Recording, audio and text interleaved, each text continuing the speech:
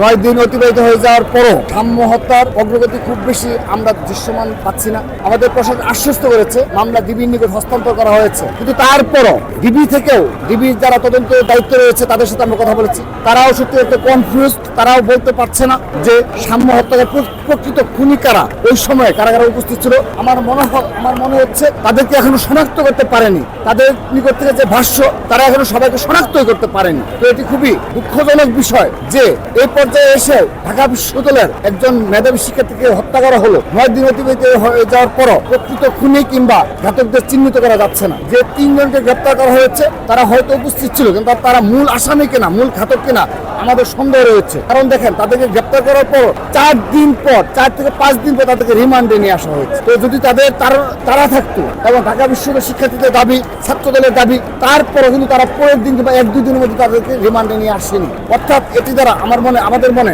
সংশয় জেগেছে যে আদৌ তাদের এই ঘাতকদের চিহ্নিত করতে পেরেছে কিনা। আমরা আজকের এই অবস্থান কর্মসূচিতে স্পষ্টভাবে বলতে চাই, যদি অতি দ্রুততম সময়ে আমরা সাম্য হত্যাকারীদের তারা প্রশাসন চিহ্নিত করতে না পারে এবং আমরা সুষ্ঠু বিচার, সুষ্ঠু তদন্ত না পাই, আমরা আরো বৃহত্তর কর্মসূচিতে যাব। এবং ইন্টারিম সরকার এই দায় এড়াতে পারে না, ইন্টারিম সরকারকে অবশ্যই দায় নিতে হবে। কিন্তু তারা আজকের দিন পর্যন্ত সাম্য হত্যা নিয়ে স্পষ্ট কোনো বক্তব্য, বিবৃতি দেয়নি এবং তার জানাজা নামাজ বলেন, পরিবারের প্রতি সহমর্মিতা বলেন, আজকে পর্যন্ত পোষণ করেনি।